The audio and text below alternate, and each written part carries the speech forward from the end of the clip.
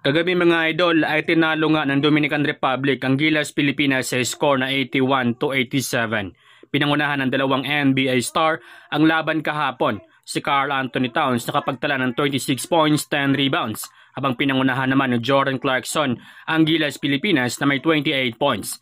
Gigil na sa laban kagabi etong si Jordan Clarkson matapos kasi itong ma-foul out sa huling 3 minuto ng laban. Medyo nakadikit naman ang Gilas Pilipinas sa pagkawala ni Clarkson. Yun nga lang dahil sa 7-1 run ng Dominican Republic ay hindi na nakasurvive pa ang Gilas team. Nakapagtala din si Fajardo ng 16 points, 13 points mula kay Dwight Ramos at 7 points naman mula kay AG Edo. So sayang talaga ang laban na yun kahapon mga idol. Well, sa laban kagabi ay marami talaga ang nadismaya matapos malimitahan sa 72 seconds ang 7-footer big man Kai Sotto. Well, agad naman nagpaliwanag si Coach Chot Reyes na ayon nga sa kanya na nakakuha agad kasi si Kai Sotto ng 2 quick fouls kaya kailangan nila itong ilabas sa laban. Dagdag pa nito na maganda ang nilaro ni AG Edu at Junmar Fajardo.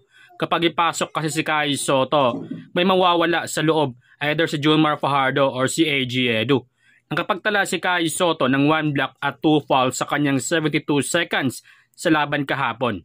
Well, kung pagbabasihan talaga ang laban kagabi, base lang sa aking nakita ay medyo lumayo kasi ng kaunti ang score ng kalaban nung ipinasok si Kai Sotto. Ayon naman kay Coach Chot Reyes na maybe sa next game kontra bansang Italy or Angola mabigyan na ng playing time etong si Kai Sotto.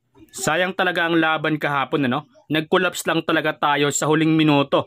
Maaga kasing na-foul out si Jordan Clarkson dahilan upang mawalan ng opensa etong Gilas Pilipinas.